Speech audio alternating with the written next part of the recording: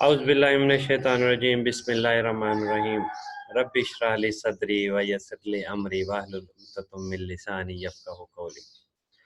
दोस्तों, last time मैंने कुरान और आसान कुरान के ऊपर एक ट्यूटोरियल बनाया। उसके बाद फिर नमाज में दिल लगाने का आसान तरीका, उसके ऊपर ट्यूटोरियल बनाया।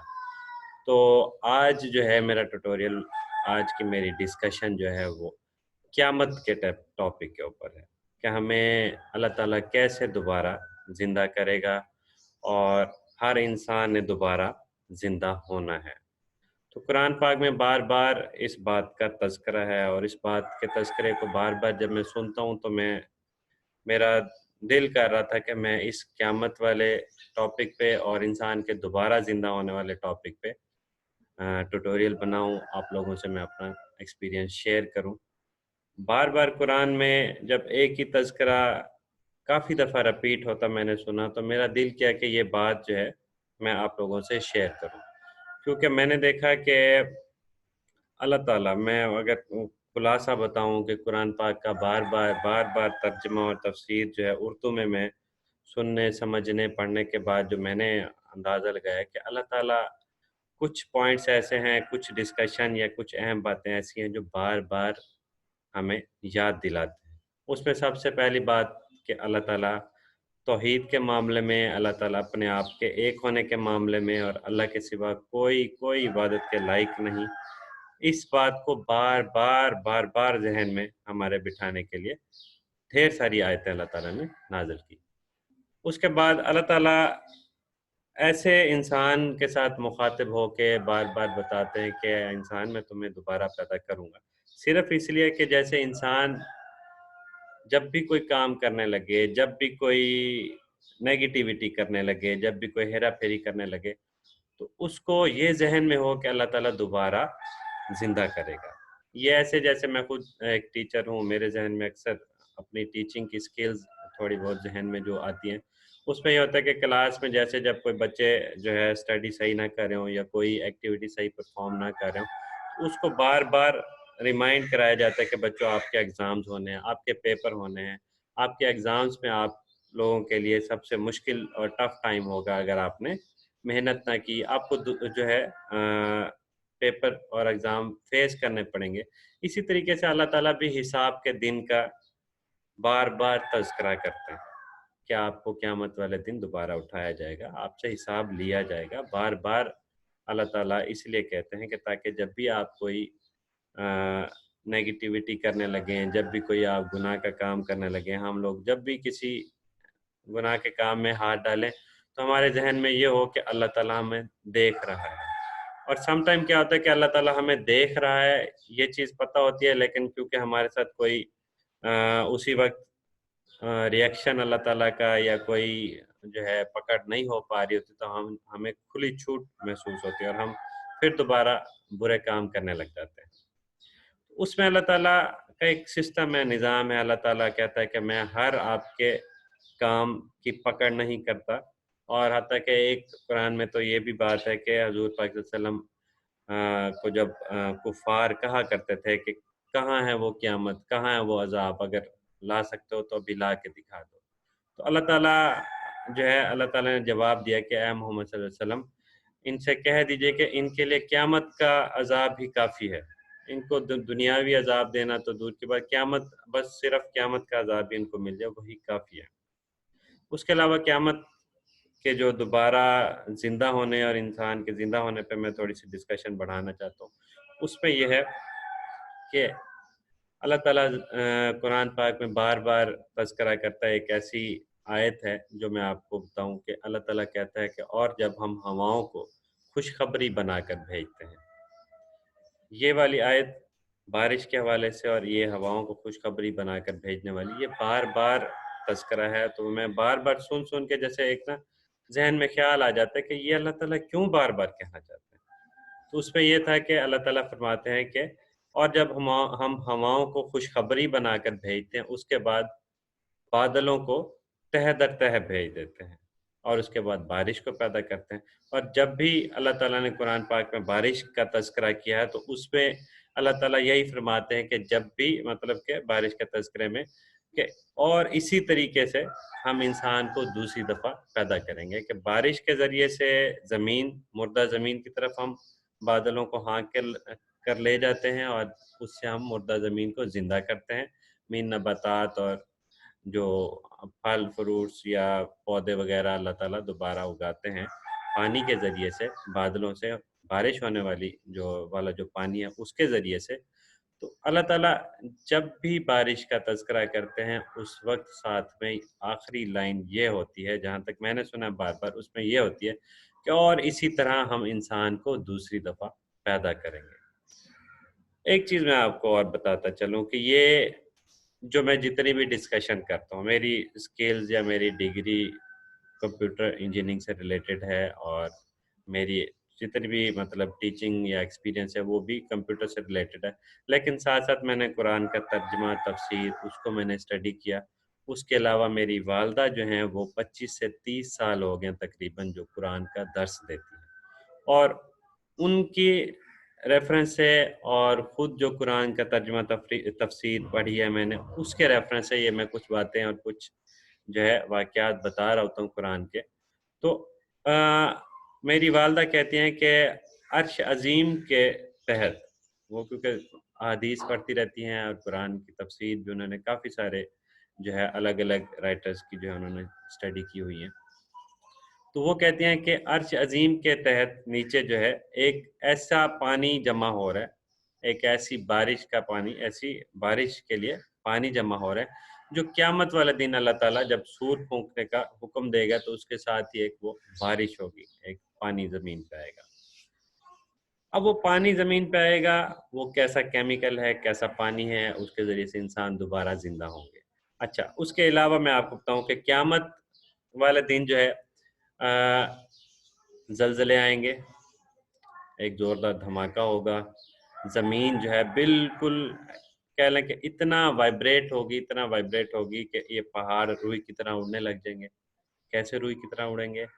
اس کے اوپر لاجیکل جو ڈسکشن ہے وہ یہ ہے کہ ہماری زمین کیونکہ گھوم رہی ہے، جو گھوم رہی ہے اس کے گھومنے پہ جب آپ اس کے گھومنے کو روک دیں تو جو اس طریقے سے سپوز کہ گھوم رہی ہے اور سورج جو ہے ایک سائڈ سے نکل رہا ہے، مین کہ ہمیں ایسے محسوس ہوتا ہے جیسے مشرق سے سورج نکل رہا ہے. تو جب زمین کا گھومنا رک جائے گا تو وہ جو مشرق سے نکل رہا ہے وہ ایسے فیل ہوگا جیسے ہمیں مغرب سے وہ سورج نکلا ہے. تو جب مغرب سے سورج نکلے گا تو زمین گھومتے گھومتے رک جائے گی اور سورج جو ہے مغرب سے نکلتا ہوا محسوس ہوگا، اور اس کی وجہ سے زمین کے رکنے کی وجہ سے گریوٹی ختم ہو جائے گی. گریوٹی کے ختم ہوتے ہی پہاڑ جو ہیں ایسے اڑیں گے جیسے روئی کے طرح وہ اڑیں گے. اب وہ جب روئی کی طرح اڑیں گے اور اس کے ساتھ ہی زلزلہ اور ایک زوردار دھماکہ ہوگا، اس سے کیا ہوگا، ساری کی ساری زمین جو ہے وہ ہل چلانے کی طرح بالکل بنجر کر کے، بیلنس کر کے، جیسے ہل چلایا جاتا ہے اس طریقے سے ہو جائے گی. اور ہم لوگ جو ہمارے جسم ہوں گے اور مرنے کے بعد مٹی بن جاتا ہے انسان، مردہ جو ہے وہ آہستہ آہستہ مٹی بننے لگ جاتا ہے.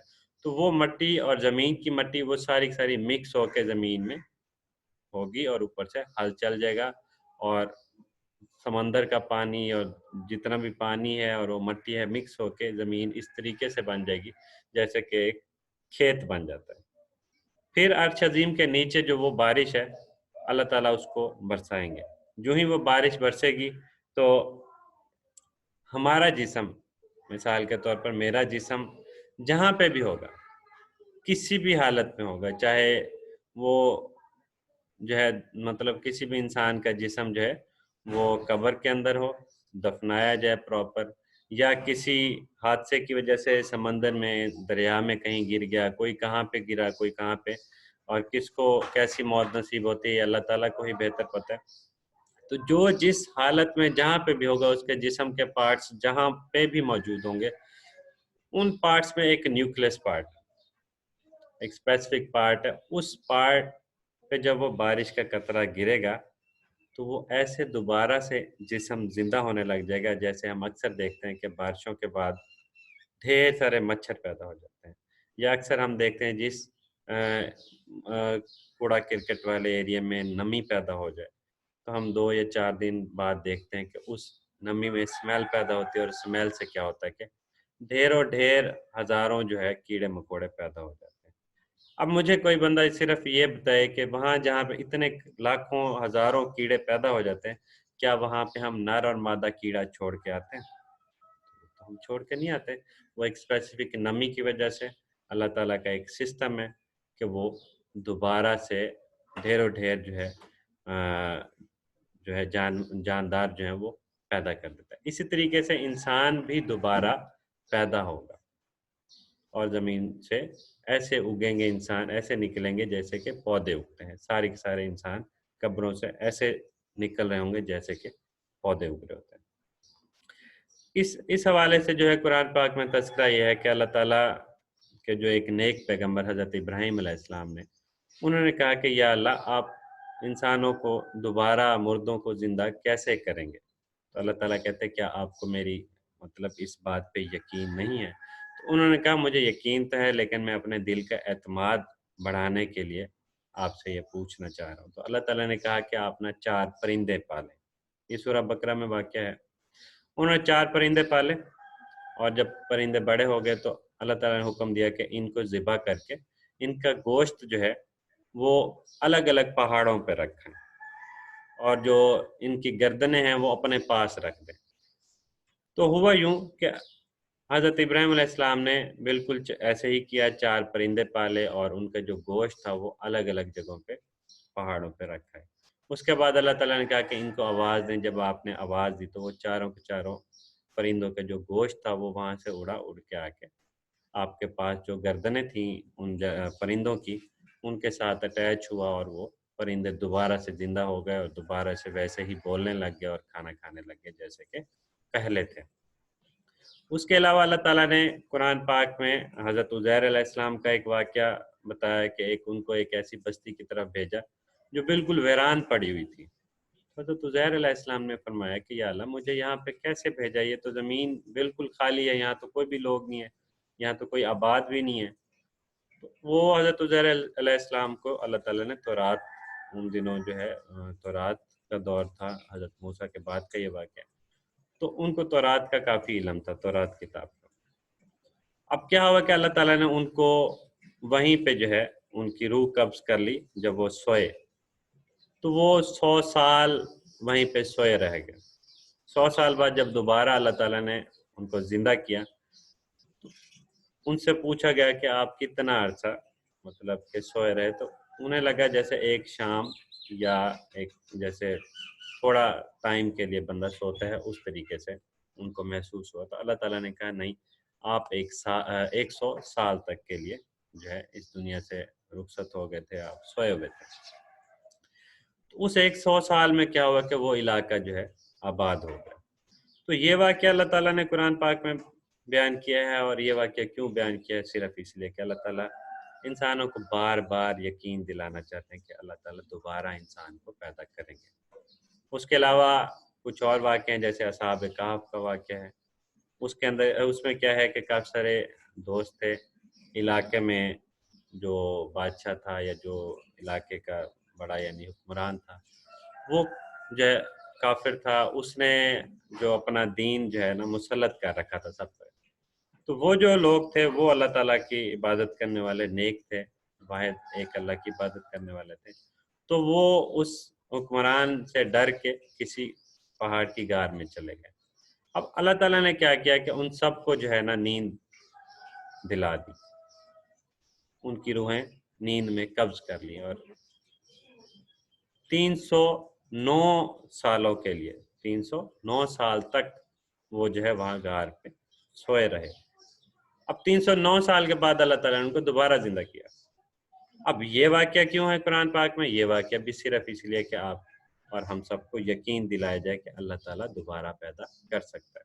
اس کے علاوہ بنی اسرائیل قوم کے واقعات کے اندر ہے، حضرت موسیٰ کے قوم کے جو واقعات ہیں ان میں ایک واقعہ ہے کہ جب وادی تیہ میں میرا خیال ہے، جب ساری قوم جو ہے وہاں پہ تھی حضرت موسیٰ علیہ السلام کی، فرعون کے مرنے کے بعد کا یہ واقعہ، تو ایک دن صبح جب سارے اٹھے تو پتہ لگا کہ ایک بہت بڑا جو कबीलों के सरदारों में से एक सरदार था या एक बंदा था, उसको किसी ने कत्ल कर दिया। तो वो सारे परेशान हो गए, तो हज़रत मूसा के पास आए, तो हज़रत मूसा से कहा कि अब पता नहीं लग रहा हमें कि ये इसको किसने कत्ल किया। तो हज़रत मूसा अलैहिस्सलाम ने अल्लाह ताला से दुआ की, अल्लाह ताला ने कहा कि एक बैल है, उसको ज़िबा करें और उसका जो गोश्त का टुकड़ा जो है इस कत्ल होने वाले शख्स को लगाएं, तो वो दोबारा ज़िंदा होके आपको बता देगा कि किसने उसे कत्ल किया। तो इस वाक़ये में भी क्या हुआ कि उन्होंने ज़िबा किया एक बैल को। काफ़ी यानी कि ढीठ कौम थी बनी इस्राइल की, लेकिन जैसे-कैसे उन्होंने काफ़ी सवालात करने के बाद वो बैल को ढूँढा, उसको फिर ज़िबा करके उसके गोश्त के टुकड़े को लगाने से क्या हुआ कि जो कत्ल हुआ था शख्स, वो ज़िंदा हो गया। अब इस वाक़ये में भी अल्लाह ताला उस पूरी कौम को बताना चाह रहे थे कि मैं इंसानों को, मुर्दों को ज़िंदा कर सकता हूँ। और इन सारे वाक़यात को कुरान पाक में जो है मेंशन करने के बाद हमें यही बताना है कि अल्लाह ताला कहना चाहते हैं कि क़यामत आएगी और इंसान दोबारा ज़िंदा होंगे। अब जो इंसान दोबारा ज़िंदा होंगे या इस तरह की बात बार-बार क्यों अल्लाह ताला कहते हैं, ताकि हम लोग गुनाह के काम से बचें, गुनाह ना करें, किसी से हेरा-फेरी करने से पहले हमारे ज़हन में ये हो कि अल्लाह ताला देख रहा है। अल्लाह ताला अगर देख रहा है और अभी आपको कोई नुकसान नहीं हो रहा, तो क़यामत वाले दिन अल्लाह ताला दोबारा ज़िंदा करेंगे। ऐसे जैसे हम बार-बार अपने स्टूडेंट्स को या अपने बच्चों को कहते हैं कि बच्चों, आपको माँ-बाप डाँटेंगे या फिर आप फ़ेल हो जाएँगे, एग्ज़ाम्स में पास नहीं हो सकेंगे, या फिर समटाइम हम अक्सर बंदों को अपने जो तहत हमसे नीचे जो होते हैं, हमसे जो कह लें कि नीचे काम करने वाले, तो उनको हम बार-बार धमकी देते रहते हैं कि यार मैं आपसे पूछ लूँगा, मैं आपसे पूछ लूँगा, मैं आपकी खबर ले लूँगा। आप जो है कितने हद तक हेरा-फेरी कर लोगे, आखिर मैं आपको पूछ लूँगा। तो उस दौरान अक्सर क्या होता है कि जैसे कुछ कह लें कि नाफ़रमान बच्चे होते हैं, तो वो ऐसे कहते हैं कि ये कोई पूछने वाला नहीं है, कोई एग्ज़ाम नहीं होना, कोई टेंशन नहीं। तो जो ये इग्नोर करने के जो अंदाज़ होता है, तो कुफ़ार भी इसी तरीके से इनकार किया करते थे। जब आप सल्लल्लाहु अलैहि वसल्लम कहते थे कि क़यामत आएगी और सारे पैगंबर जब कहते थे कि क़यामत आएगी, इंसान दोबारा पैदा होगा, तो वो कहते थे ये कैसे पैदा हो सकते हैं? ये हड्डियाँ, ये तो बिल्कुल मट्टी बन गई, ये कैसे ज़िंदा हो सकते हैं हम? कैसे दोबारा पैदा होंगे? तो ये जो अंदाज़ है वो एक रियल टाइम अंदाज़ है कि जी छोड़ो ये देखा जाएगा, या आजकल के हम लोग देखते हैं कि जी कहते हैं कि क़यामत आएगी यार, आखिरत में अल्लाह ताला को हिसाब देना पड़ेगा। तो हम कहते हैं यार देखा जाएगा, वो तब की तब देखेंगे। ये जो तब की तब देखेंगे, ये हल्का से जो अंदाज़ बनाते हैं, ये एक किस्म का सरकशी वाला वो अंदाज़ बनाते हैं जो कुफ़ार बनाया करते थे। आप सबसे दोस्तों से गुज़ारिश है, रिक्वेस्ट है कि ये इस अंदाज़ से बचने के लिए कि इग्नोर कर देना क़यामत को और इस तरह की कुरान की बातों को इग्नोर करना, डिस्कशन को ऐसे बस छोड़ देना, ये चीज़ ना करें। ये चीज़ ना करें, क़यामत पर यकीन रखें और कोई भी हेरा-फेरी करने से पहले अल्लाह ताला से डरें। और अल्लाह ताला की ये जो धमकियाँ हैं कुरान पाक में बार-बार अल्लाह ताला ने बार-बार दी हैं, क़यामत के मामले में, आख़िरत के मामले में, दोबारा ज़िंदा करने के मामले में, इस पे यकीन रखें और जितना हो सके कुरान को पढ़ें और नमाज़ पढ़ें और अच्छे-अच्छे काम जितने हो सके करें। अल्लाह ताला हम सबको इस कुरान को पढ़ने और नमाज़ को पढ़ने की तो हिदायत दे और तौफ़ीक अता फ़रमाए। और आप सबसे रिक्वेस्ट है कि मैं कोई प्रोफ़ेशनल मौलवी या जिसे कहते हैं कि ख़तीब या वो एक्टिविटी या वो उस तरीके से तो नहीं हूँ। अगर कोई मुझसे गलती हो जाती है, तो आप सबसे गुज़ारिश है कि आप मुझे भी माफ़ कर दें और जिस बात का अगर आपको क्लियर ना हो रहा हो, तो बराए मेहरबानी कुरान का तर्जुमा, तफ़सीर आप खुद से पढ़ लें। आप मुझे फ़ॉलो ना करें, मुझे फ़ॉलो करने की या मेरी बात मानने की ज़रूरत नहीं है। आप खुद से कुरान पढ़ें ताकि आपको समझ आए और कुरान के अंदर जो-जो बातें आपको समझ आ जाएँ। जज़ाकल्लाह, अल्लाह हाफ़िज़।